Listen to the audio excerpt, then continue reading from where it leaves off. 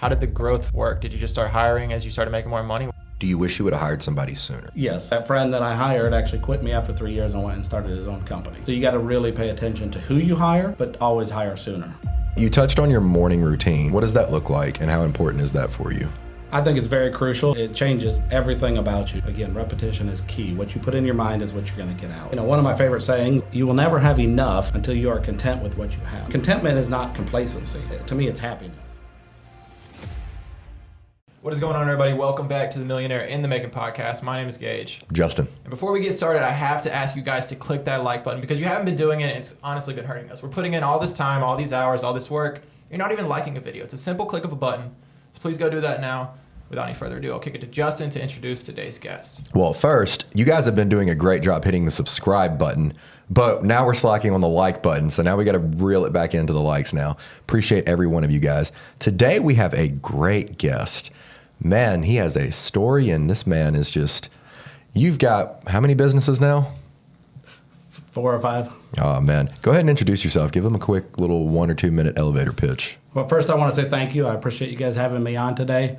I'm Nathan Lippincott, and today I run Knockout Inspections. We're a home inspection business, fortified evaluation business with 14 employees. So that's what I'm doing today. Oh, wow. What's 2 or 3 of the other companies? You got me curious now. Own an insurance company. I do a lot of financial advising for a small investment firm, commercial cleaning company, and then I'm also a pastor at a smaller church in Fairhope, Grace Bible Church. Awesome. Yeah, we're local guys, so I know Hunter. He's one of your, top employees, you could say. But it seems like you have a whole compound for all those. Is that still the new thing? You moved over to that new location. It's like a little compound for all the companies. Do you own all of them in that aspect I'm saying? I don't own all of them. There's a mortgage company there that I did help start, and then he bought us out, which again, my goal in life and business is if I can get somebody to that next tier, I'll take them there and let them go. Awesome. Well, all right, so let's work our way to that. Let's put that as the end goal. Let's start back at the beginning.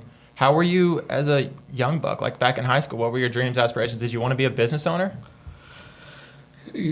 No, probably not. I was raised to be a framer, built a lot of houses, grew up in the framing industry. My dad built houses, my brother built houses, and that's what you think that's all you know, so that's all you do. And I thought I was stuck in that field. I got married at a very young age. I got married, I was 20 and she was 18 and we were in love, so we did it. Got married and things were pretty good. I made decent money, built a nice house, and then had a baby, and she quit her job, and things started to unravel from there. So again, that's sort of the starting point. So then at that starting point, what did you decide to do? So you were framing at the time, new wife, baby, finances probably weren't the greatest. As a result of that, what'd you do from there? I thought, hey, work more hours, and again, the more hours you work, the more you can solve all your problems, and it didn't quite work that way. I can remember working framing houses and working 62 and a half hours a week because I had a goal to make $75,000 that year, and I thought that would solve all my problems. More hours and more time and more away from the family did not work at all. I hear you. So what age was this, were you saying? Probably 20 to 25, So 20 to 25, at what age did you start embarking on the journey of becoming a business owner? And how did that story start? I know it was Knockout Inspections, right? What's it, Knockout Pest before? Yeah, so my father-in-law and mother-in-law owned Knockout Pest and Termite, and so they had that business, and they kept asking me to come over there, and I was framing with my family, so I didn't want to jump ship just for that. My father-in-law didn't like me working, 100 hours a week just to pay the bills, so he came up and said, hey, what if we start you a company? So I was probably 27, 28 at this time, and he said, hey, let's start you a business.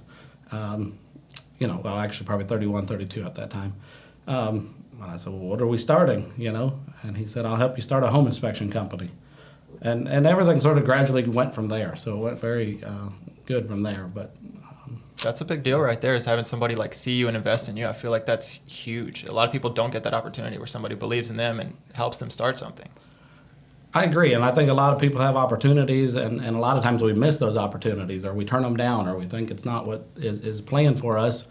And if somebody gives you that opportunity, and because somebody invested in me, I will invest in anybody that I see. And I've failed at many businesses. Yes, I have 4 or 5 that are successful today, but I failed at many too, just trying to test test different waters or give people an opportunity. And, failure brings success. 100%. I feel you on that one. But what I want to harp on for a second is you were working 60, 70 hours a week, like really working to make a little or smaller amount of money, I guess you could say. My grammar's off. But I know that's one thing Justin believes in as well. It's like you shouldn't work all these hours to make the same amount of pay when you can just get a different job that's going to pay you more, or become a business owner that's going to pay you more. Was there like any kind of aha moment in your life that sparked that thought in your brain to where like, hey, I can just do something different and make more, work less? Early on, and when I was 18 years old, I did read the book Napoleon Hill, Think and Grow Rich. And, it sparked some interest, but I think I was too young. I wasn't, there yet. When I was 28 or 30, like I said, we were in dire financial straits. We were upside down on everything. We were broke. I even brought a sheet that I have here that, we were in major debt. And I can remember thinking, if you keep doing the same thing over and over again, you're going to get the same result. And one of my friends once told me, he said, hey, that homeless guy on the corner is worth more than you are. And that was like, wait, how can he be? I have all this stuff. But, on paper, I was in the hole. I had a negative asset number, and it was very disappointing at that time. And so I began to read again. At about 28, 29, I began to read again, and reading is really where it changed my life. That's good stuff. I think, so it sounds like it boils down to like you taking ownership of who you are. Like you had to look in the mirror and be like, oh, this is what I am. How do I make the change? And you came up with, so you had the budget sheet. Were you into budgeting at the time, or you just looked something up? I know we mentioned Dave Ramsey beforehand. Yeah, I started reading, read a lot of books. I read Dave Ramsey's books, and I said, all right, we're going to a budget. We're going to change my lifestyle. We're going to change everything about the way this thing works. Yes, I probably lived on a Dave Ramsey budget to a T for about 5 years. And Dave Ramsey changed my life because, again, he did get me to where I needed to be. But again, then there's that wall again. You've got to, as you grow, you got to move to the next position of where you're at. I think Dave Ramsey gets a lot of hate, but his advice works for probably 95% of America. It's not targeted towards the 5% that is really trying to hit multi-millionaire, but it really is solid advice for the majority of the population. So y'all tell me a little bit, because I'm not too cultured on Dave Ramsey. What is his advice? He's big back in the day. He's like penny pension? Budgeting, 401k, Cut. being very, very safe, diversified. Live on mac and beans. Very good advice for the masses. Common sense. Very good advice for the masses. Me and you, it's probably not going to work. So it's almost for people who say you're not making that much money. It's good advice for you to save money in that scenario? Yes. Okay. The opposite of like Grant Cardone is just spend more, figure out how to make more. At the end of the day, it's income. So it's not about saving. He's a saver. Grant Cardone's a maker. Yes. Yes. Did you do kind of that back in the day? polar opposite. I was never a saver. You never budgeted? If I had, I'm not going to say the number, if I had more than a certain amount of money in my bank account, I said, get it out. Let's put it in something. Let's put it in another vehicle. And it has burned me a few times, but it made me uncomfortable to try to hit the next level. And then eventually I started just playing this little game in my head where I'd put it in another bank account that I couldn't read on my phone, and then I thought it was like gone. Okay. But I'm not a big fan of having a huge lump sum of cash just laying around. I've always just put it into more real estate. Now, yeah, it worked for me. That's a dangerous way to live your life. Probably wouldn't recommend that to everyone. But I was definitely focused on income and focused on growing more money opportunities than saving money. Okay. So you said you were in the Dave Ramsey pit, I guess, and you hit a wall. What happened then? When did your mindset shift to investing or putting stuff in other vehicles, I guess? I would say it had to do a lot with reading. Again, I continued to read books, and I came across Napoleon Hill's again. I came across Grant Cardone's. I came across Earl Nightingale. I came across Bob Proctor. And again, you can do anything you put your mind to. Anything that you imagine, you can do. And I think that really shifted it to say, you can squeeze a dollar as tight as you want to, but it can only go so tight. But you can make as much money as you want. The ceiling is infinite, but the floor is right there. That's deep stuff. If you really think about it, squeeze it down. Yeah. I mean, a dollar's worth a dollar at the end of the day. They keep Actually printing more worth less. money. I was going to say worth less in a year. So by the again, time you see this video, it's worth a lot less. They're printing billions a day. Absolutely. All right. So moving on from here, you started, trying to make more money and doing stuff in that realm. What steps did you take? So you started Knockout. What happened after that? How did Knockout start? Was it a bumpy road, or was smooth sailing from the jump? Oh no, it was a very bumpy start, and there was 3 partners in it in the beginning. Went 2 years with those 3 partners, and early on, they always gave me the opportunity to buy it out, but there was just never enough there. So my wife and I lived on literally nothing for about a year and a half, so I could buy them out. I paid myself $20,000. Any of the profit went directly to them. So again, I was able to pay them off, get them out, and then I really think it really started to grow from there. And Fortified really helped it grow as well. Home inspections can do quite a bit, but the Fortified side of things really blossomed it. So Fortified is huge. Do you mind giving a breakdown to the audience about what that is? Because everybody hears about it, but they may not know what it is. Yeah. Again, a fortified home is a more resilient home. It is not a hurricane-proof home. There's 3 levels to the fortification level. There's a hurricane fortified roof, silver and gold. There's tiers that it builds upon. And again, they get a big insurance discount. There's grant programs here. There's a grant program in Louisiana. There's a grant program going to be launched in Minnesota.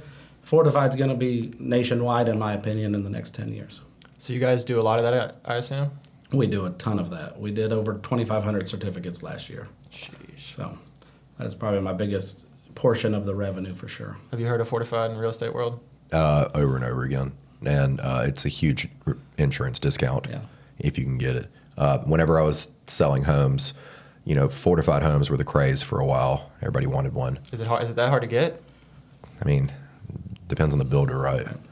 I mean, it's not hard to get the certificate as long as your roof meets the standard. Correct. There's certain steps to it. We got to document, take pictures, and things like that. So if you're working with the right roofer and the right builder, it's simple. But people try to take advantage of every situation and say, "Oh, I have a fortified home," and have no certificate. So again, you've got to make sure it has a certificate with it to prove it meets the standard. How much do you charge to write that certificate? So we have the 3 levels. Roof is $500 and gold is $1,500. Right. We go through the whole. Gold is a new construction home from start to finish and gives them the gold fortified certificate. But that'll save you thousands on your insurance. The other thing too is every 5 years you do have to renew it. So there's about 4,000 certificates coming due this year in March. And again, there's 4,000 certificates that people have to renew, and they don't even know they have a certificate. That's huge. So you That is build a your book, and it genius just keeps business. coming. Yeah. That's awesome. So how did you oh man, that's such a genius business, because no matter what, you're going to get renewals after every 5 years. I fell into it. So early on, if we'll go back to my framing days, early 2011, 12, we built some really nice higher end homes, and I framed them to that fortified standard. I was like, this is never going to catch on. Too much work, too much money, not going to happen. Well, I started doing home inspections. 2015 rolls around, and I remember getting a call that D.R. Horton, Trulin, DSLD were doing fortified homes. And I'm like, okay, this must be something. So I called up and started shopping and looking around and saying, okay, how do I become a fortified evaluator? You had to be a home inspector for 3 years. Mm-hmm. Perfect timing. I had it. And so I went and took a 2-day course. And at that point, I already had all the builders under my, I called each one up, said, hey, I used to frame for you. Will you give me a chance on Fortified? So I just began to snowball from 2015 on, and Fortified took over. How much competition do you have right now? It's getting more and more because, again, it's getting bigger and bigger. I do a lot of traveling, so we're doing jobs in Louisiana. We're doing jobs in Mississippi. We go anywhere and everywhere. There's probably 10 or 12 evaluators here locally, but I do a good job with branding and making sure that Knockout and Fortified, and, I do decent with branding, so I feel like I have most of the market share. There's thousands and thousands of homes being built, so, there's plenty of jobs to go around, but, I didn't know anybody else who was doing it until this conversation. That's good. Nobody else does it. Nobody else does it. Nobody else does it, by the way. Knockout only. That's awesome. So let's walk a few steps back. You said that you were a business owner, and you and your wife were living off of nothing. I think that's something that's often highly misconceived by the public eyes. They see somebody as a business owner and they think they're just rolling. They're killing it. But that's not the truth. You mean you didn't have a Lamborghini after 6 months? I did not. Weren't chilling on the beach? My wife would tell you, if she's on here, her grandfather passed one of those work trailers and drug it home one day, and the entire family lived in it. And at that time, my wife and I lived in it. Me and my wife and 2 kids, 400 square foot trailer, and we paid $200 a month in rent. And we had nothing to our name. My goal was to get out of debt. And we changed our whole lifestyle to get out of debt. We changed our whole lifestyle to get where we want to be. I mean, to me, you have to sacrifice something. Like you just said, I get it all. Everything you touch turns to gold. I said, well, you didn't know me 10 years ago because you want to be my friend. That's huge. And I think a lot of people aren't willing to make that sacrifice to move into a trailer and really just live that lifestyle, because people can, keep going in debt. It's just like a never-ending debt pit that's going around in the world today. And kudos to you. That's really respectable that you did that and you're willing to say that, but that's awesome. I just think that's one of the problems in the world. If you're watching this, sometimes when your back's against the wall, you got to make the sacrifices and the hard choices then to flourish later on. So, how big of a factor do you think your wife plays in your business life? She's very massive. She's very supportive, pushes me, encourages me. She reads probably more than me. Again, your mindset is everything. So again, if you wake up in the morning and have a negative mindset, you're going to have a horrible day and a horrible life, and you're going to continue on. And she reads and keeps my mindset positive, and I read every morning too. I have a morning routine that we do together, and again, just that, she's a huge encouragement for sure. That's a trend we've been hearing for the past, 8 guests. They just have a rock star of a wife that just keeps pushing them forward. And what's interesting too is most of the guests who do have that wife, they had that wife before they really made it in life, if you want to say made it. But they had that wife at the beginning, and the bond, or I guess the respect for that person, is so much stronger because they stuck through the shit, to be totally honest. Absolutely. No, she hung on through thick and thin. We have been through very, very hard times, broke times, no money in the bank account. She tells of a story of the stove that we had in that 400 square foot trailer. We couldn't fit a pizza in, so we had to cut it in half and cook 2 half pizzas to get it in there. So, there's always these memories that you got to bring up to realize of what you became, of who you are, because, even in those events, that's not who you are as a person, even though that's where you are at that time. So going back to that time, it seems like you did make a successful plan to get out. Is there anything you would change about what you did to maybe make it happen faster or more easily? Easily or faster? That's a great question. I think consistency, and I remember being on the Dave Ramsey plan, and every 6 months you would say, screw it, I'm going to max out the credit card, so we'd go spend $400 or $500 on the grocery bill. And, it felt good for, you had that high for that evening, but the next morning you're like, why did I just do that? Can I return these groceries? I don't normally take groceries back. So I remember being, at times you would just give up. And again, the more consistent you can stick with a plan, the faster you're going to get there. Because I remember, 3 steps forward, 1 step back. So it sounds like, just based off what you said you get that high for a second. It sounds like almost spending could be categorized as an addiction to the world today. It's almost like an addiction. You get that high, you go spend the money that you don't have, and the next day it hits you. You're like, damn, why did I do that? I just relapsed. It's crazy to think about, just that you said that. Why are you staring at me while saying all this? Mr. Spending. We need to get you on the phone with Dave Ramsey. Oh, he would hate me. Or maybe we need to have you sit down with Nathan and let him budget you out. Oh man, if you saw my Amazon and food bill, you would you'd give me a stern talking to. Stern talking. You'd give me a very stern talking to. So you touched on your morning routine. What does that look like, and how important is that for you? I think it's very crucial. It changes everything about you. It changes your mindset. It changes your plan. It changes your outcome. Repetition is key. Again, going way back, I don't know if you ever heard of Earl Nightingale, but again, I listened to an entire. I used to get up every morning and listen to it every day. Again, repetition is key. What you put in your mind is what you're going to get out. So I get out, I read the Word of God, I read a book, I write 10 things that I'm thankful for. Me and my wife text each other and say, okay, these are the 10 things I'm thankful for yesterday. Because again, if we're never going to realize the moment we're in, one of my favorite sayings, and I don't know where it came from, but again, you're never going to have enough. Sorry, let me rephrase this. You will never have enough until you are content with what you have. So again, it's mind-blowing to me. Again, I used to strive for all these things, and even though I'm here now and I have most of those things, 5 years ago I wanted all these things. Now I've got to choose, and contentment is not complacency. Contentment is saying, okay, to me it's happiness. You can be happy in any situation. We were happy in that trailer. We may have not enjoyed every moment of it, and that's where money brings in freedom. That's where money brings in, giving. But to me, we can be content with whatever position we're in. But I can think back, this is where I wanted to be 5 years ago, so I should be happy today. That's crazy you said. That gives me chills. Me and Mason were literally 30 minutes ago in the car talking about it, that you're always chasing the dream, that you don't realize you're already living it. Correct. We were rolling around we wouldn't want to do anything else in the world than what we were just doing, rolling around, listening to music, playing with cameras, beautiful day at the beach. We wouldn't want to do anything else. But we don't think about it because we're too busy chasing something else. Right. We should be content in the moment. That gave me chills. That's crazy you say that. You're chasing the next big thing, which is nothing wrong. Like I said, there's complacency and contentment. We should always be content. So how do we do that? Complacent. How do we train ourselves to be content and like really be grounded in the moment and enjoy it? I think that's why gratitude comes in. Everything comes with gratitude. And when we can realize, I have 3 healthy kids, I have a loving wife, yes, I could have had a horrible day at work today, but all these things, still, it's not going to matter in a year. Yeah. I write myself an email I do futureme.org. You can send yourself an email. I send myself an email 4 or 5 times a year. And I have emails that me and my wife were fighting. And I laugh about it a year later. I'm like, that was the dumbest argument we've ever had.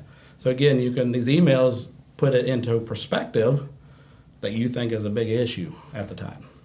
Futureme.org. Yeah. I'm going to dive into that after this. I think you're about to get hit with this pretty big. You said you had your 10-year plan coming up, and it's coming to a close here in the next few weeks. I think you're going to get hit with that chasing. But like, dude, look around, like stuff like that. I think you're really going to get hit. Yeah, I set a 10-year goal when I was 18. I was flat broke. I had to pick between sushi and my phone bill. And my girl at the time just cheated on me with one of my friends, 18 years old. Everything was falling apart, and I was like, this is just not how I want to live my life. And I just put the pen to the paper. I actually opened up a book of Proverbs, and I'm going to butcher this, but it was King Solomon was the wisest man who ever lived and will live. And he said, chase wisdom, not wealth. You'll lose the wealth instantly if you don't have the wisdom to back it. And I just put the pen to the paper. I was like, okay, in 10 years, I want a house on the water. I want my dream car. I want my dream social life. I want to be able to be done and retired if I want to be. Yep. I want the option to do that. I probably never will. I'm going to be working till the day I'm dead. And then I'm going to ask him to bring me back to life to do a little bit more. But I'm approaching that right now in about a week and a half, and it scares me because I don't know who I'm going to be after that moment. And that's really deep. Because I've been striving and progressing, pushing forward as hard and fast as I can for a decade. Right. And once I lose that kind of goal, I'm going to have to recenter and set another one. But once you're free, where do you go from there? It's a hard question. Yeah, it's even hard for me. I hit 40 a little while ago, and that was devastating for me because I'm like, I still feel like I'm 18, 20, and ready to go. And I'm, getting to that same spot to where, okay, what's next? What's the next thing to chase, and what's the next thing? And I think part of it is it's bigger, Again, these numbers for me were 100, 200, 300,000, and now there's 3, 4, 5 million. You gotta stretch yourself to make yourself uncomfortable to make you who you want to be. So I'm curious. I want to ask both of you guys a question. You have all these, goals, dreams. You have big ambitions. Is enough, or do you just keep changing the dream for something else? Or you keep climbing the mountain? Like, I'm curious to both of your answers on that. How do you stop a dog from being hungry? I don't know. You tell me. That's a question against nature right there. Some people just have that hunger in them, and complacency just is almost like nails on a chalkboard when they hear that word. I agree with the contentness. I'm really working on that myself right now. I feel like I'm not doing good enough in life, and everybody else around me says, dude, just open your eyes. Yeah. But I struggle with that. I always feel like I'm not doing good enough. Yeah. It depends on the person. I mean, there's people that, get to that point to where they want to go play golf every day, and they're content with what they have, and they have a passive income like Justin here, and they're good to go. But there's other people, like he said, there's always that dog in there that, hey, I want the next best thing. What can I go after next? What is that for me? Yeah. Okay, as a case study of that, you look at some of these big-time like football coaches. The year they stop coaching, they die. Yeah. It's just like they have to work. Hunter always says you're going to work till you die, just by the way. Yeah. Just letting you know. I think if your goals are strictly monetary based, you're going to live a miserable life. Like if you say, oh, I'm not going to be happy till I hit $1 million.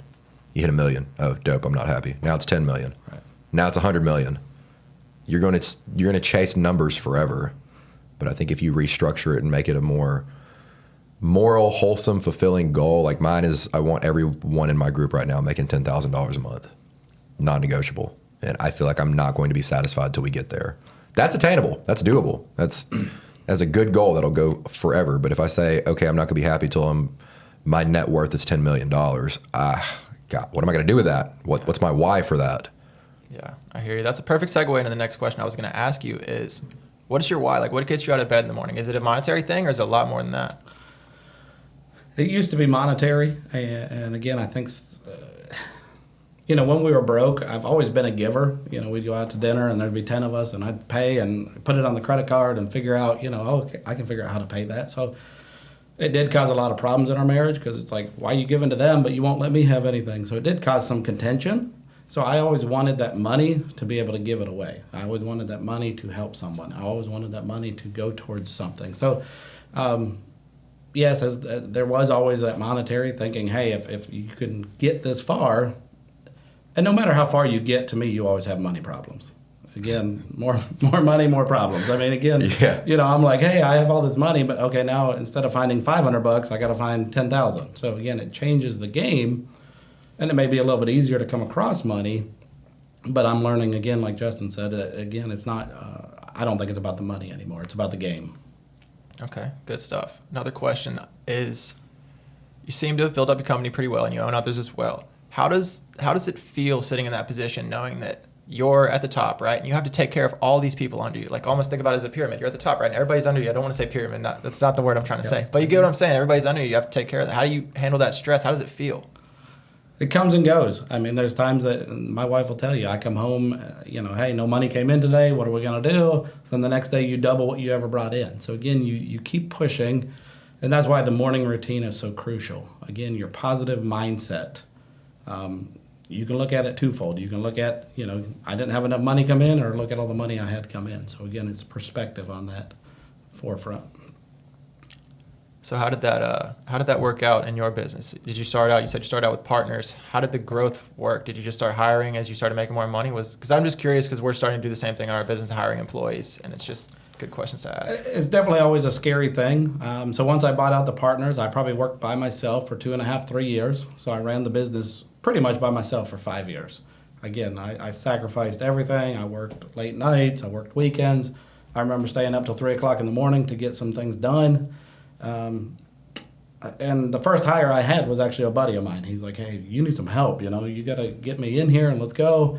And I can remember signing the paperwork for his truck and my hands sitting there shaking because I'm so nervous about a $25,000 truck, So it's always, you're always scared to hire that next person, but you can't grow until you hire that next person. You can only go so far. So yeah, it's a tough thing to keep track of. Nice. Do you wish you would have hired somebody sooner? Yes, I think always. Yeah, you can always do it sooner, do it quicker. Now, you got to be careful with who you hire. Sometimes you can get yourself in the way of, that friend that I hired actually quit me after 3 years and went and started his own company. So now he's my competitor. We're fine now, but again, it was pretty much a lot of bitterness for a long time. So you got to really pay attention to who you hire, but always hire sooner. Okay. So before we get into the philo side of things, can we touch on what your other businesses are? Like I know storage units, stuff like that. Can we touch on a couple of those just to hear about them? Sure.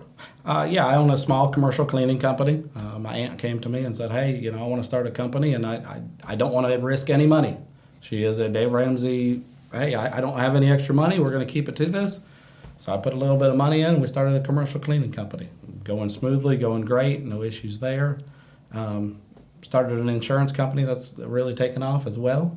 Like you said, the storage unit company. I can remember many years ago, I always wrote down every day that I wanted a storage unit. Had no idea how, had no idea where the money would come from, have no idea what I'm going to do. But I remember going to the person that owned it. I was actually renting from him. And I said, hey, do you want to sell the storage units? And he said, you want them? Yes, I want them. So again, half of our we can get what we want when we ask for it. And I think most people are scared to ask or scared to find out or scared, maybe they're scared of success.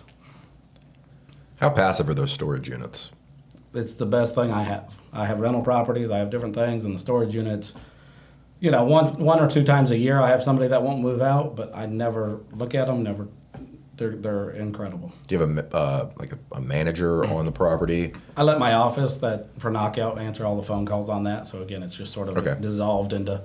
So I have knockout inspections. I called it knockout storage. That way it all dissolves together, and the office answers the phone calls on all those. Because I currently own a building that has, it's like 200 plus storage units, but they're not using it as storage. So it's going to be another several years before I can do that. Gotcha. So that's going to be a job that I got to tackle later down the road. I love it. I mean, it's the best passive income I've ever had. There's not a lot of real expenses with it too. No. Maintenance is just the garage door. Right. And, if a receptacle Making goes sure out. nothing leaks, making sure the roof is in good shape, and that's it. I'm guessing it's metal roof. It's a metal, yep. Yeah, so it'll last So, virtually AC forever. unit, I had to put a couple AC units in it a year ago, but those will go 10 years. So Are they heated and cooled units half for every one of them? Okay. Half of them are, and half of them are not. How much do you charge for the heated and cooled ones? 150. And then the not heated and cooled, I'm guessing 75? 75, 85, depending on, there's different sizes. Which side do you think makes you more money? Climate controlled, I would do all climate controlled next time. Now, again, I just bought this, so I inherited it. But we're in the South with the humidity and all the problems. I would do all climate controlled. Good, because mine are all climate controlled. Good answer. That sounded like a lunch date. That didn't sound like a podcast. No, these are actually genuine questions because I've never dove into the storage business. It is a business, by the way. It's not exactly passive. It's not like housing, and you have to have somebody check stuff in and out. It is more of a business. It's like Airbnb. It is not real estate. It is a business. Same thing for RV parks. It is not real estate. It is a business. A lot of misconceptions behind that. And storage units were just always at the back of my brain, just not on the most important ones, but I know that there's a lot of value to be had there. Seems like they're popping up on every corner nowadays. People are coming Storage, in. because, most people can't afford a home now. They're renting. A lot of younger people, they can't afford to buy a home, and they have no choice but to have an apartment and a storage unit. Well, you think about it. And tourism. In good times, people buy more stuff. In bad times, they want to keep their stuff. So either way, the storage unit world is normally recession-proof most of the time. So are you looking to expand in that realm or just happy with what you got? I'm always looking to expand. Always looking to expand. All right, guys, if you're watching, send them some storage unit deals. Now, what's the process for getting somebody's stuff out? Is it you have to put an ad in the newspaper, or what are the laws between? You can't auction it. You have to hire somebody else to auction it. Well, they actually changed the law this year in Alabama, and you need to go through and read it all. But again, basically, you have to 30, 60 day, 90 day. If they don't respond in that time period, you can throw all their stuff away. So that you don't even have to auction it off anymore. It used to be you have to auction it. Yeah, that's what I think deterred me. Yeah. There was a lot of moving parts behind it. Same thing with long-term RV park rentals. Yeah. It's not an eviction. It's called an ejection. I did not know that. Totally different process. So you just boot them off the property and it's just a headache? No, because it's an ejection of the person and their vehicle. So to remove the person is an eviction. To remove their property is an ejection. Nice. Totally different. Google it if you don't know what I'm talking about. Google it. If you plan on doing RV parks for more than, I think it's 28 days in Alabama, if they stay there 29 days, it is an ejection. Wow. Nice. The more you know. But So- yeah, with storage units, I would just set them up on automatic credit card payment and then just ignore Just it. let it keep going. Make sure everybody has to sign up on credit card auto payment, and you're done. Free tip for that one. Make sure you have a second form of payment too, so that way if their first one rejects, Bingo. the second card will get swiped. Shout out Alex Hormozy. All right. So you said that you visualized that. You wrote that down. Is that something that you've done your whole life? I was just listening to a podcast on visualization the other day, and it's fascinating the studies behind what visualizing can do for your life. I wouldn't say I'd done it my whole life. With Napoleon Hill, he's very big, and Earl Nightingale, big on that imagination. I can remember 2 years ago, I emailed myself, said, hey, I want a lake house. I had no idea at the time that I emailed myself that I even was looking, it was just, I want a lake house. 2 days after I got that email, 2 days before I had closed on a lake house. See, And that's where when you write scary things stuff. down, a lot of it will come true. And that's what's so amazing. When you get that email, you can go down that list. I mean, his 10-year goal, you can send yourself an email in 10 years. You're going to receive that email and you go through. I'm telling you, 90% of the things happen, whether you want to believe it or not. That's scary stuff. I Scary. wrote I mean, everything- not scary. It's just awesome. I wrote everything down, and here we are 10 years later, and on the dot. I mean, The only difference is insane. I would have changed and wrote bigger numbers, bigger goals. I probably would have increased that a little bit. But I mean, I wrote pretty significant size goals, what I thought at 18. Right. But I wish I would have went back and probably doubled it. I can't remember what the saying is, but they always say in a year you do less than what you think, but in 10 years you always could do more than what you write down. So Yes. Again, it's the 10-year goal. You always slam dunk it. What I thought was uncomfortable at 18 is different than 28. Exactly. That's crazy stuff. That's so interesting. Some of the stories you hear on that are just chills. But And back then, $100,000 is not worth $100,000 now. $1 million is not worth $1 million now. It was two different worlds 10 years ago, as well. 100%. All right, so let's turn this over a little bit. What were some of the challenges you faced on your journey, and how did you overcome them? Man, I was going to say the biggest challenge for me was debt. Again, once debt is an uphill battle. Again, I can go out tomorrow and get 5 cars and 10 houses, and you got to be wise in that. Again, Justin did it a little differently than most. But I can remember just the debt really killed me. And again, I remember I borrowed $30,000 from my brother to pay off my credit card because I know what I'm doing now. And within 6 months to a year, I was maxed out on my credit cards again. So just because you think you fixed this problem, hey, I got rid of this issue, until you fix the mindset and the budget or whatever your plan is. To me, it can be any type of plan, whether it's a budget or a goal or what you're working towards. But the debt was my biggest. Had to get over that hurdle. Okay. Do not follow Justin's debt advice. Well, let's give them a bit of education. Since this is an educational podcast, a lot of people may not know the difference in the debt that he's talking about and the debt that you've built. Would one of you mind giving a little bit of education to the audience, just so they understand good debt versus bad debt? Yeah. All my debt was terrible debt. It was car loans. It was credit cards. It was owed my brother. It was an equity loan. It was land that I was upside down on. Being upside down means, hey, it's worth $30,000, but I paid $40,000 for it. So it was during the 07, 08 crash that I said, I got to get rid of everything. And I had to start selling everything for half of what it was worth to get myself to a place I could live again. My debt is debt that pays me. So if I pay $1 million for a property, it better be bringing me in $100,000 net at the end of the year with a 10% cap rate rule. Everything that I bought between 18 to close to 27, I only bought stuff that was a liability in cash, really. I owned my car cash, owned my truck cash, owned my jet ski cash, my boat was cash. I didn't finance liabilities, but now I'm at the point where all of the assets that I financed pay for the liabilities that I am financing now. So can we touch on that for a second? Me and my girlfriend had the argument about financing liabilities, right? She has a car loan. She has the money to pay it off, right? Or she could put the money into something else that's going to grow over time because the interest isn't that big on the loan. What are your thoughts on that, both of you? I'd like to hear. Just financing a liability, right? Let's just say she owes $10,000 on her car. She could put that $10,000 into some sort of investment, and it could grow. It's going to grow faster than the interest because her interest is like 2% on the car loan, something crazy. What are your thoughts on that? YOLO it into Bitcoin. Great thought. What do you think? A little bit. That is not financial advice, by the way.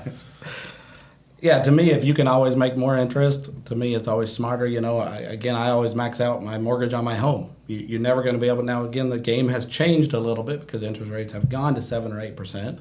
But if you have a 3 or 4% mortgage, you're much smarter to get as much money out of that as you can, and again, buy a house or invest it in the stock market or invest it in Bitcoin. I mean, again, if you can make more money off of it, it's much smarter than, CD rates right now are 5 or 6%. So you can put it in a CD exactly. and make double what your card note is. Basically guaranteed. If you're watching Abigail, that was for you. Your inflation also has to deal with that too. So if your money is sitting in the bank, you're losing. The government says like 7.5%. I don't believe that. The smart people say it's double. Yeah. All right. Double. So let's touch on this then. You're a money guy, finance guy. What are your thoughts on the current economic state of like the banking situation, solvency problems in the U.S.? It was designed to collapse. You think it was designed for this moment If you had $1 million 50 years ago, it's worth zero right now. Right. And again, this happened in the 80s. I mean, I read it yesterday, there was 1,700 banks that closed down in the 80s. Again, it's something that continues to happen. Again, what will happen in the future, I can't tell. But again, I don't see all the banks folding or closing or anything like that. But again, it's just part somebody of the will system. somebody will bail them out. So if you don't think the banking system is broken, either one of you answer this one. If something isn't capped And let's say, like, let's just use Bitcoin, for example. When there's only, I think it's 21 million coins to ever be put into circulation. What's the cap on dollars? There is no cap. There is no cap. So theoretically, if they keep going at the rate they are, it's always going to lose value. And at what point does it become just absolutely worthless? So unless they put a cap on it, eventually it's going to collapse. Eventually. Right. I mean, the money printer just hasn't stopped. If you can think of another answer for that, just logically, if it keeps decreasing by 7.5%, it's worthless in like 5 to 10 years. To me, it's been worthless for years. But yes, I agree. But again, same thing with your car ordeal. If you pay the car off, that is a depreciating asset. So even though you saved all this interest money, you're losing $1,000, $2,000 every year that you drive it. So again, if you can make money off of that, you're better off. Interesting. Yeah, it's tough to win, but it's not that hard if you really think about it. It's a hard thing to grasp too. If you're not growing by 7.5 to 15% every year, you're losing.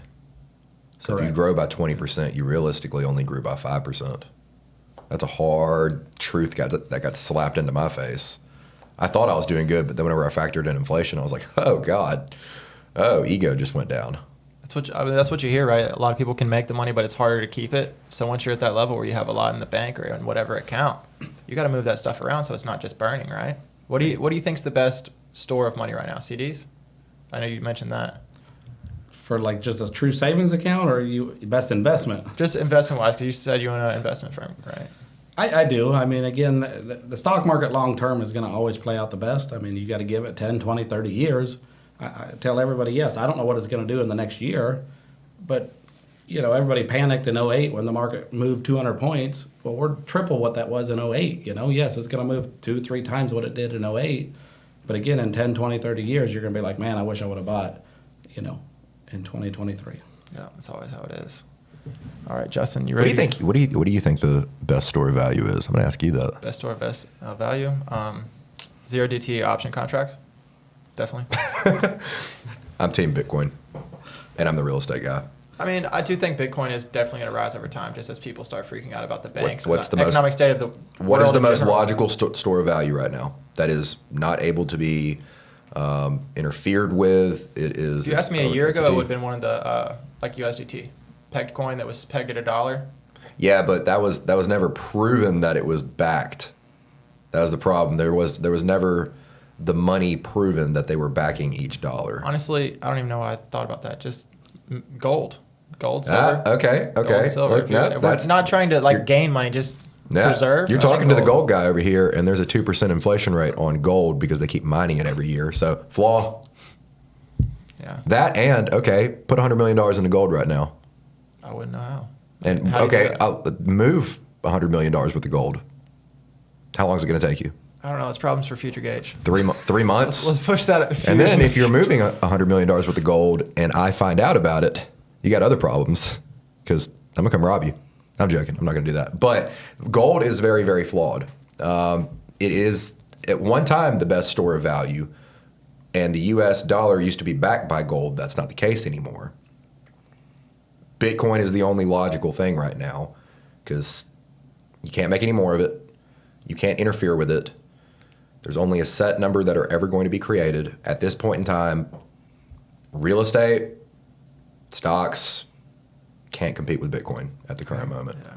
It's just, if I wanted to take $100 million right now worth of real estate, and you told me you have 3 months to sell it for $100 million, not happening. Dude, I didn't know you were a Bitcoin maxi. I mean, I am, always have been. It's just the most logical thing right now. Okay. And I've spent a lot of money on gold in the past month, but Bitcoin is the only thing that makes logical sense. Fair enough. What are your thoughts on crypto in general, Bitcoin, ETH, stuff like that? ETH still is flawed because you can control it.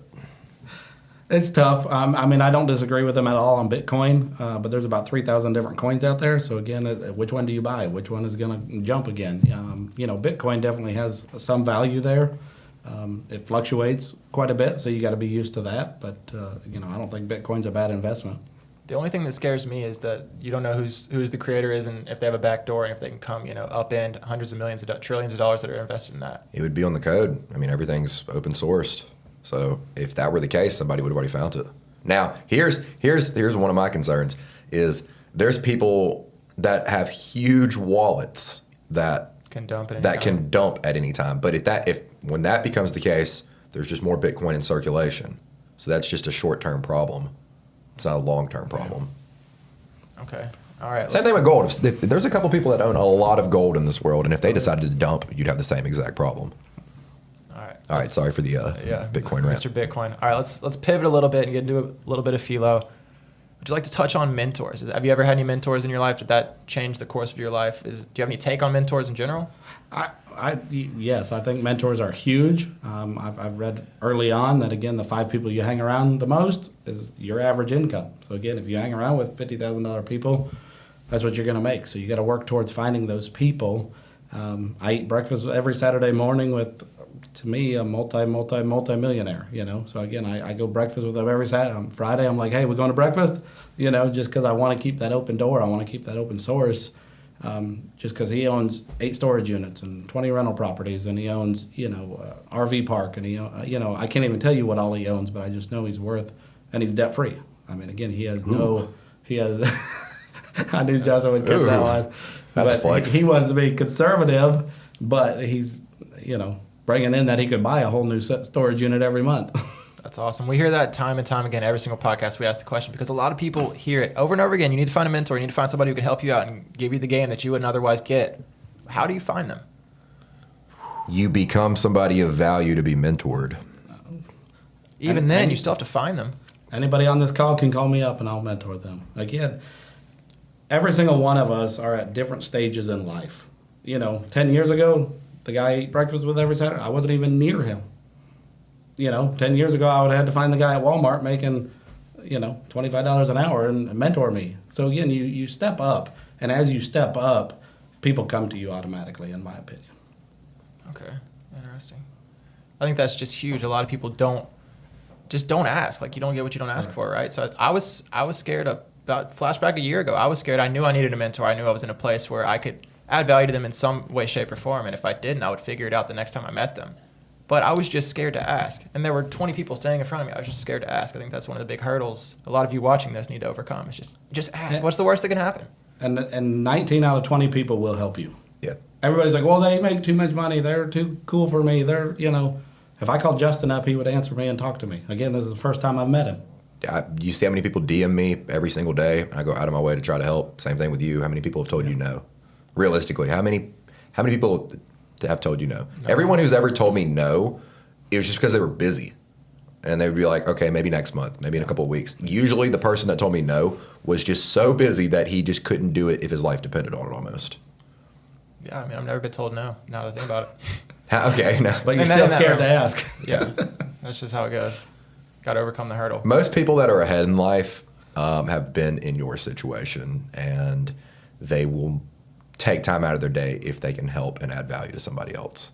Here's the thing, it's hard to become a very, very wealthy person without giving back to the community or somebody else. There's rare occasions, but most wealthy people that I know built it by helping other people. Deep. Good stuff. All right. Let's move.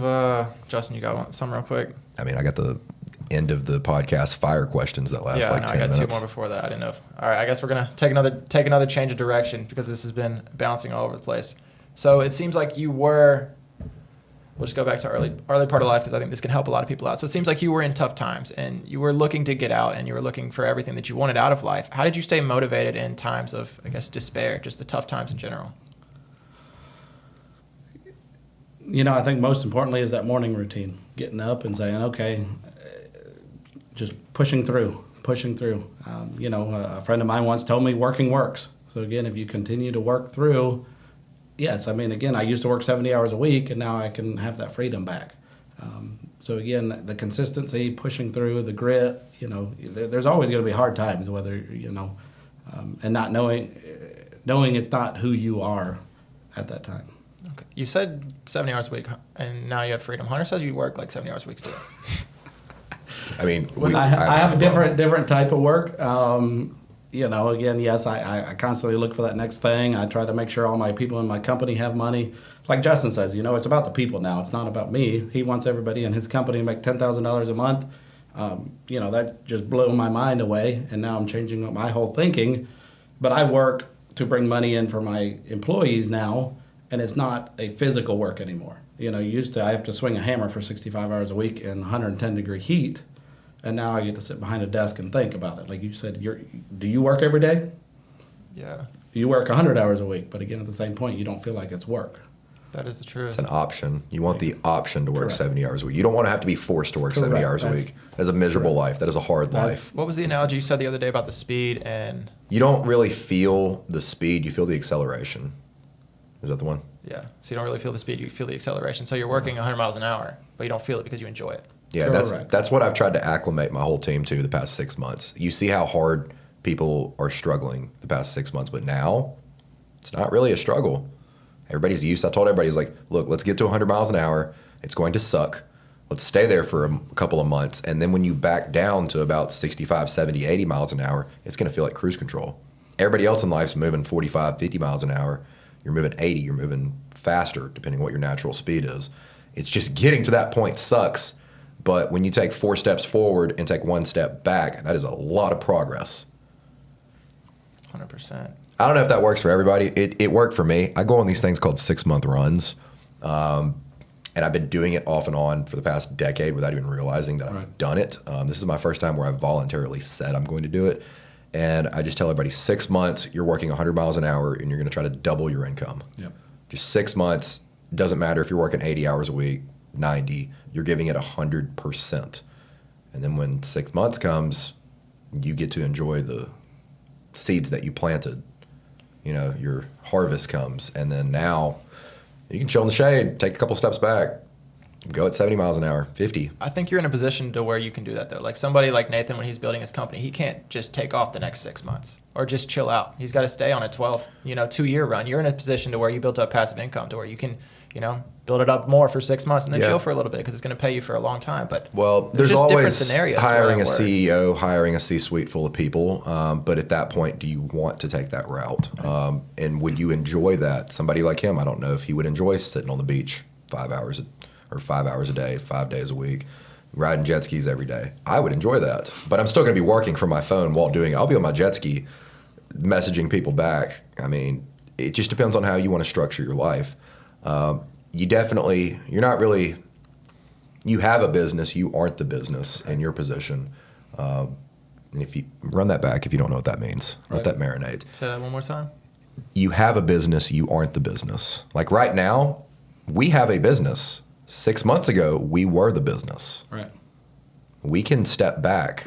My wheels are spinning. That makes sense. Like That's why I've been telling you, like, we need to be able to figure out how to sub a lot of this work out, free back our time. Even if we make half the money, 3/4 the money, we are buying back time. Time is so much more valuable than money. Yes. But, I mean, really evaluate yourself. I think this is Rich Dad, Poor Dad, the cash flow quadrant. Again, you don't want the business to run you. You want to run the business. Yes. So again, many times you get into a business, say, hey, I want the freedom, I want all this stuff. And then you're working 100 hours a week, making less money than going down to working for your competitor. So again, you've got to learn how to flip-flop it. And it took me many years to get there. But now with my 14 employees, I could leave for a month and it would just keep going. Again, I left up there at 2:30 today and everything, I'm still making money. So again, it's just the way It's just you don't let the business run you. Do you want to do that? And a lot of people, he's watched me. I do this magical thing where I'll dig a hole, I'll dive into a hole, come right back out of it. He thinks we're fine, and then I'll go right into a bigger hole. Yeah, he does do that sometimes. I'm like, let's just get as uncomfortable as possible, force ourselves into the next hole. Dig it But deeper. I'm very careful to never put a lid on that hole or a coffin or a door, so that way we're not able to get out of it. So I've really been trying to beat that into everybody's heads the past 6 months. I'm like, we're all starting our own businesses. We're coming together on a lot of stuff.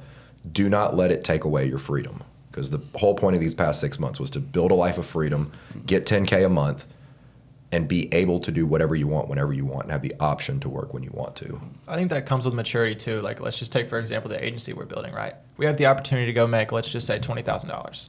Yeah. And me and Mason, young bucks, well, let's go get that $20,000. We'll do what it takes. Justin's like, hey, maybe not get that so you can have the freedom to do this. Just take 15, just take 12. You're going to have a lot more freedom. Life's going to be more enjoyable. It's not about the money.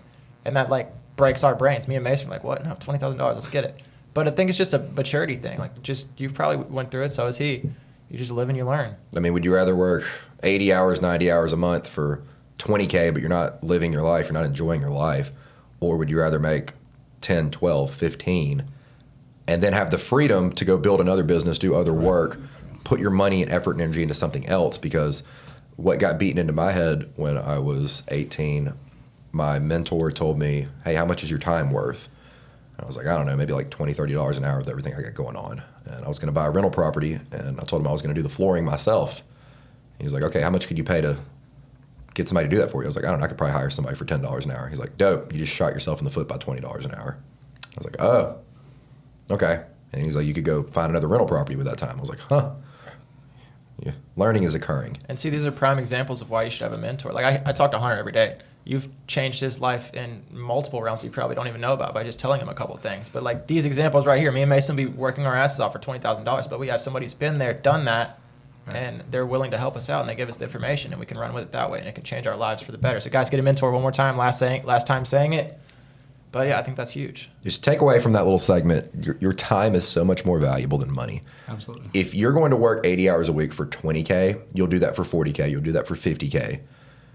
You're going to be unhappy regardless if you don't change that mindset. You know, if you're doing everybody else's job, you're going to burn out. You know, you only have so many hats that you can wear. Let's run that for a minute. Let's touch on happy. What makes you happy? That's always a curveball question. When we can get it out, we'll throw it at the guest. My wife would tell you work. Like Justin said, I'm a little different than him. I love work. I love the drive. I love showing up every day. But definitely my family. You know, when my kids are playing sports, I am at every sporting game. I don't miss a sporting event. I don't miss anything about it. You know, I was in Huntsville for my last daughter's basketball game, and I drove 6 hours to make it there on time. So again, I don't miss my kids' sporting events. Is probably my number one. So can you give us some wisdom? I know it's a long way away for when I have kids, but Justin might be creeping up. How do we? How does that change the course of your life? Like you're running 1,000 miles an hour, running businesses here, here, and here. How does having a kid change that? You just have to drop it and go? Is that your philosophy?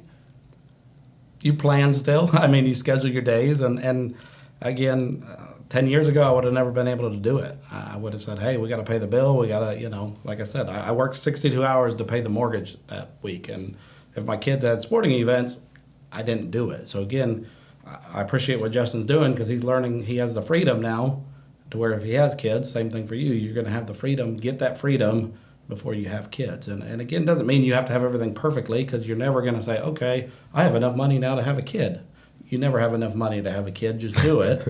But again, you guys are a lot smarter and doing these things and learning and mentoring and things like that can have that plan for the kids. So. Okay. I think it's just a hard way to live your life if you're making less than $10,000 to support a family. Yes. Well, somebody talked about this the other day. How much is it worth to have a kid? Or how much does it $1 cost million. to have a kid? It's like $1 million per kid. Yeah, I was going to say. Me, I was probably $5 million, $2 million. I ate a lot. I was you'll spend $1 million before they're 18. So that's crazy. I got my daughter a car. She's 16, just turned 16 a week ago, and $180 a month in insurance. So that's before the college conversation. Yeah, I haven't even got to. And then her first house, then her wedding. Hey, stop! It doesn't stop. Don't have girls. I've done the. Oh God, yeah, no, that's my biggest fear. But no, time, freedom. Yes, it is so important. I try to beat that in everybody's heads. I'm like, look, I've been there. I've traded my time for money. It is not a winning formula long term. You need to be able to figure out a way to be making money without your time invested. Whether it's real estate, stocks, crypto, starting a business, being able to remove yourself from that business. And that's a huge ego thing too. When you're the head of the company, you're running everything, being able to back off and trust somebody else with it, it's hard. It's a hard thing to do. Well, I mean, I don't know if it's all ego, but if you built a business, that's your baby, yeah. How do you walk away? It's very hard to delegate. That's probably the most challenging thing. You don't want to micromanage, but you got to delegate and say, hey. I was a solopreneur for 7-8 years, doing everything fine by myself. Over the past year, I've been forced to hire people, bring my friends in. That's a good question. Do you think friends can do business? You said you brought your friends in. Now I have to say yes. No, you don't. No, you don't have to answer I disagree. I'm on the other side. I disagree. Family's harder to do business. I will say that. Yeah, I'll don't agree do with that don't one. do business yeah. with family. That's my personal opinion. I think it'd be hard to do business if you weren't friends. Right. Almost everybody that I do business with on a daily basis, I want to be able to say, hey, let's go grab dinner. Let's go smoke some cigars. Let's go do something this weekend. I want to be able to trust the people that I work around. Right. You're not saying hire friends. You're saying make them friends? Both. Or both. Okay. See, I'm on the opposite side. I've done business with friends, and it's ruined my friendship. Yeah. Because sometimes in business, you got to be an asshole and get what you want. And it's not like a Right. ego thing or anything, but it's like, this is right. We have to go this way. And somebody disagrees. Or they want to go this way and you disagree, and it ruins the friendship at the end, and it's tough. And It could be maybe the you got to quality value of- the business or the friendship before you do it. And I just don't think it's a It could good be the idea. quality of the friends, too. I was going to say, it depends on, that's why I said that who you hire is important. Friends or not friends or whatever it is, it's you got to build that respect. And I think once you can earn that respect, most people will stick around. You're always going to lose one or two. I mean, as Justin grows, he's going to lose one or two people that is just part of it. And if they don't have the same mindset or the growth mindset that he wants to go down, sometimes you got to sever that friendship. If you notice, almost everybody that we've been working with, prime example, me and you, if you have something that you're doing that is better than what I do, I say, okay, why are you doing it? Does it make sense? Is your way better than my way? If yes, then no. If no, then yes. 100%. Logical But sense. that's the difference in, like he was saying, it's about the kind of people you're Yeah. with. Because I've been around other people, and they may have a great idea, and I feel like, let me switch that around. I may have a great idea that I know is a good idea, and they're just going to knock it down because it's not their idea. That might not be your friend then. But it's like the open-mindedness aspect. Some people are open-minded. That's why they're successful and are, moving forward in life, because they're open-minded to other people's opinions. But if you're around the wrong people and they're all closed-minded and you're trying to give them this, and this that you've put the time in and learned about. I think you're answering your own question right now. Am I running around in a circle? I think you're answering your own question. First, why do you want to surround yourself with closed-minded people? Correct. Then second, even if they are closed-minded and they're your friend, they're your homeboy, they just might not be the one you want to do business with. Correct. I mean, you don't here's the thing. I want the freedom and the option to be able to do business with my friends. Like, if I'm going to do business with somebody and break bread, I want it to be my circle first, so that way they get, to enjoy the fruits of all of our labors first. If it's a stranger and we don't go back 10 years, like, if one of my friends that I grew up with could have done that, I feel like I just disrespected them almost. Well, I've got a scenario where I have a business with a guy and he's out of California. Never met him in person in my life. He wowed me online for about 6 months to a year, and I put him in a position to where he had to join me and do business together, essentially. It was just evil stuff. But regardless, we were never friends. We are friends now. So is that what you're talking about? Like, you may not be friends, but you can come to be friends once you start a business to earn each other's respect. If I can't trust you with money, Right. then we probably don't need to be friends. Okay. And money is like the fine black and white line. People will cross you over money. People will steal from you. People will lie to you. People will do all sorts of evil things. Great. I just found out you're evil for $500. Well, let's Cool. segue into this, because it seems like all of your businesses are almost partnerships, right? They are. How do you manage those? Do you put parameters in place to where you can't get messed up, or are you just super giving, like, hey, this is it, handshake agreement, let's run with it? No, I do put parameters in there, but again, in the end, it's about them mostly. But again, as a business, you can look at it as real estate too. I don't get paid from that business until it becomes profitable. Now, that person running that business gets a salary. He gets paid every Friday. He gets paid, so that's where my asset and my money comes in, because that person's getting paid every Friday for no risk whatsoever. Now, again, I don't get a chunk of money until it becomes profitable. So again, that's where you got to look at it from two different sides. And I still give that person a partnership, and they've got to look at it as, hey, I'm getting a weekly paycheck, but once it's profitable, they get a share of that profit as well. Okay. That's pretty easy to understand. All right. Now, before you get to your question, I have a couple more. So let's switch it over and let's talk about some of the bad things that have went on, because on the podcast, we like to be transparent about the bad, to be honest. Like, if something bad goes down, we're going to tell you guys about it and help you learn from our mistakes. So do you mind let's start with business first. What are a few mistakes that you've came across in business that you could offer advice on how to avoid? And like I said, my first hire was a friend of mine. I don't want to say it was a bad decision, but he went out and started his own company, and he's my competitor now. Like I said, we're on good terms now, but again, it builds you who you are, and you realize, okay, you got to pay attention to the 5 friends that you surround yourself with are the most important. Okay. 5 friends, yeah. You hear that a lot too. That's honestly, what book is that from? Or who said that? Who 7 coined that highly term? effective habits of Dale Carnegie, and that who wrote the no, that was How to Win Friends and Influence People. I've read so many of those books now. I was gonna say, I think it's the 7 highly effective people. You are the net worth of your 5 closest friends on average. Yeah. And if you hang out with 5 drug addicts, you're probably gonna be the 6th one. Exactly. Hang out with 5, morally outstanding people, you're probably gonna be the 6th one. All right. So there we go. We got business mistake. Let's talk about any mistakes you've just made in your personal life that you wish you could change and give advice on. I don't want to ever say they're mistakes. Again, you constantly learn from, you grow from. They make you who you are. If I had to do it over, I'd say, hey, don't give me this debt. I wish I was Justin at 18. Again, that's just if I knew the debt that I was going to create from 18 to 28. I mean, I created $500,000 of debt, and none of it was good debt. Justin has triple that, and none of it's bad debt. So I had no good debt. So I would say if something's changed, it would be no debt. Okay, awesome. And prime example. I'm probably approaching close to somewhere between $6 to $10 million worth of real estate debt now. I sleep like a baby. Yeah. When my Amex gets over 25, 50, 60K, I am sweating. Ooh, and that's my corporate Amex too. I don't even like that, and that doesn't even fall back on my personal. If my personal line goes up above a 25, 30% utilization, I am unhappy. I am a very not okay man mentally. But real estate, my goal's always been $100 million by the time I die. I'll be $100 million in debt. And then when I die, that's somebody else's problem. So I think hopefully you guys understand debt by the end of this podcast. But you said goal. Let's move to goals. What is the end goal for you and your realm of companies? Just list off some goals I'm sure you've thought about. You're a big visualization guy. Oh, man. Right now, probably my biggest goal is my net worth to be about $10 million. That's what I'm striving for at the moment. Again, I want to bring in $2 million in revenue to Knockout. One of the goals I just obtained, I actually went and bought a plane last Friday. I'm learning to become a pilot. So again, I bought a plane, and I'm just for business and work, and I can get to different places. I do a lot of work in Huntsville and Lake Charles, and tired of driving back and forth. Like Justin said, time is valuable. If I'm spending 6 hours in a car that I can't work anymore, again, I can fly there in an hour and a half. I just gained myself 6 hours a day back, guaranteed. Awesome. Did you a 2-seater plane or a 1-seater? 4-seater. It's a 4-seater, and you have your pilot's license? Not yet. I'm working on it. You have to have somebody flying with you? Right now, yes. Okay. If it's a 1-seater plane, you don't have to do that, right? That's my understanding. I haven't done a bunch of research on that. Did you run it as a big ass write-off? Oh, yeah. Yeah. Oh, yeah. Everything's a tax deduction.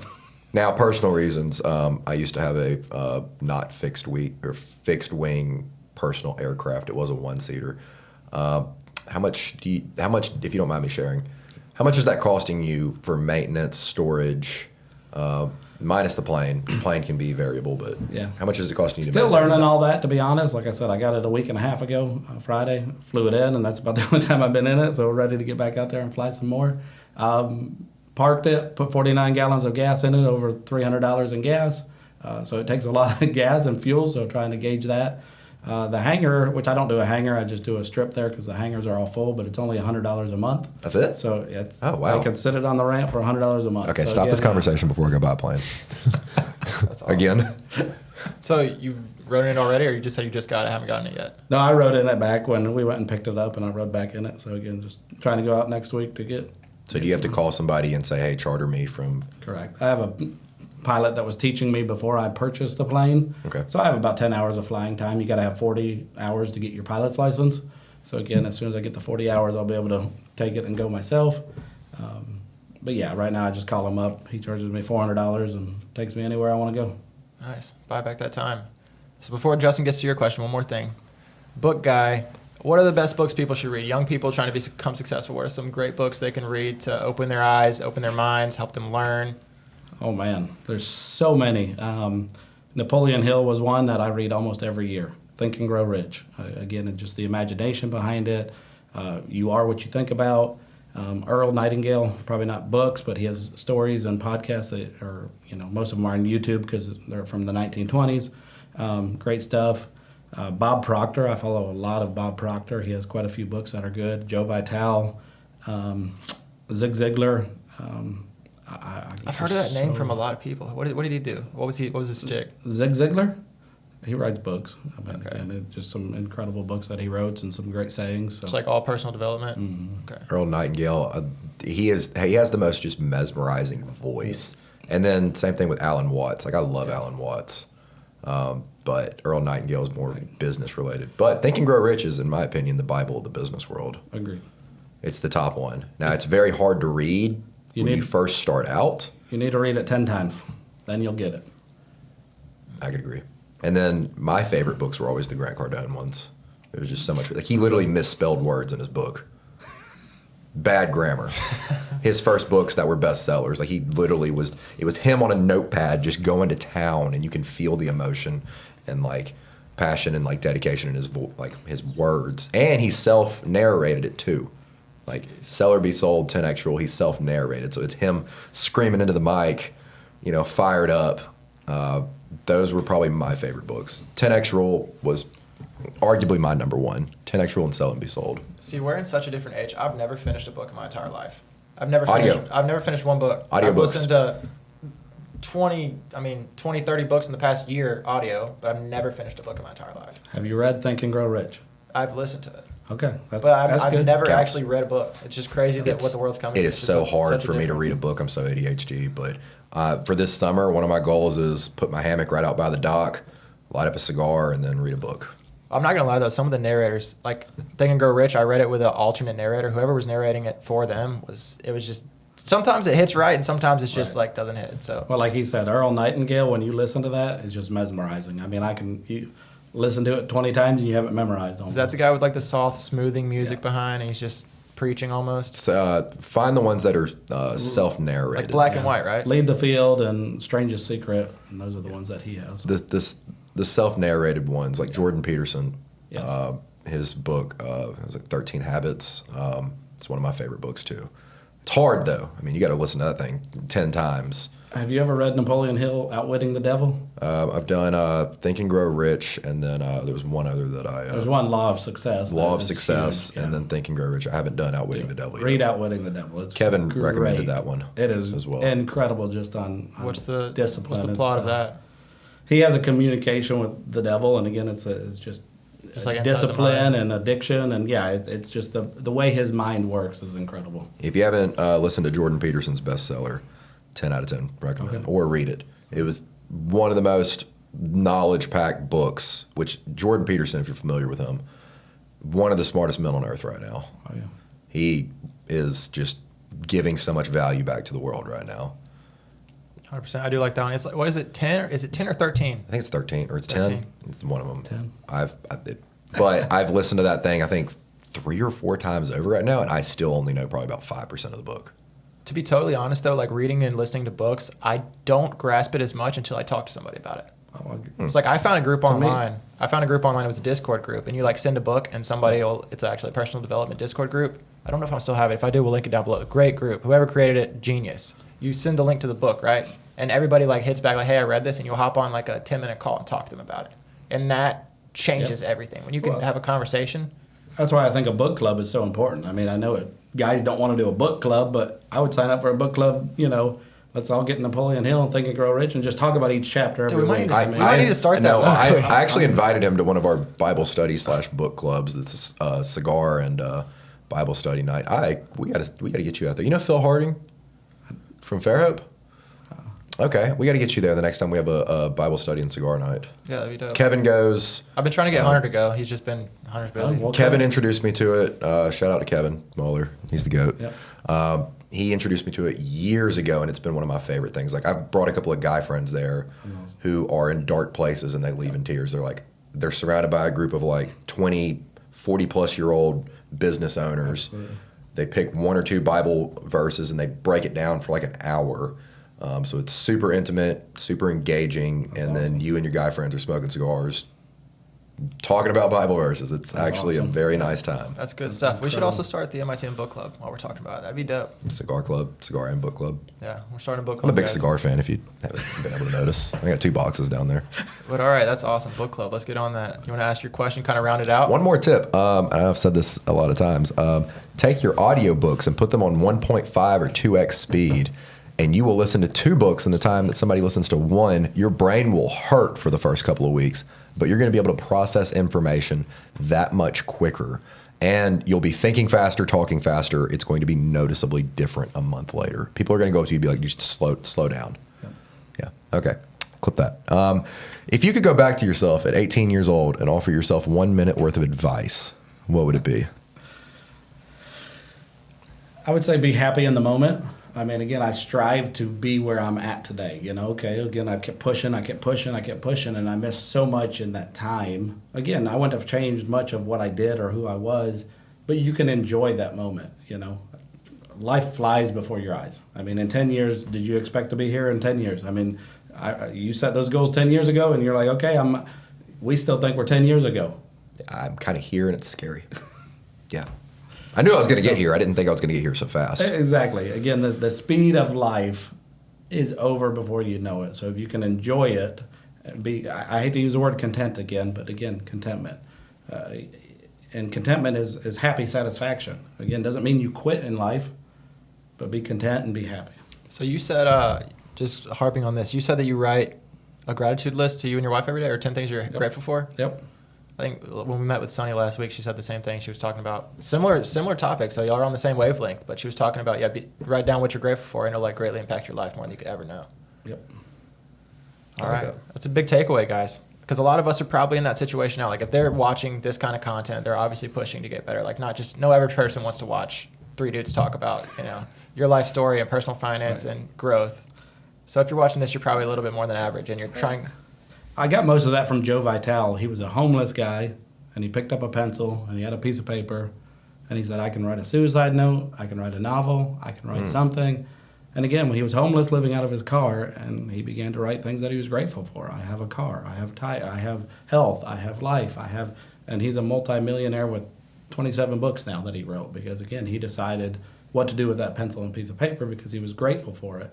So again, the gratitude can change no matter how hard your life is. Yeah, people listening to us think, oh, they have it all made and their life's easy now, and Justin can go on a jet ski for 6 months straight. But again, no matter where you're at in life, you can find one or two things to be grateful for and write those down every day. That's I like deep. that. That's a great way to end this out. That's deep. All right, anything else you want to touch on? Anything else, Justin? We'll probably close it. Share this with a friend. And if you're looking to get your home gold fortified, Inspected. You know who to call. We'll drop his link down below, and go ahead and close this out. Yeah. Like, comment, subscribe, guys. See ya.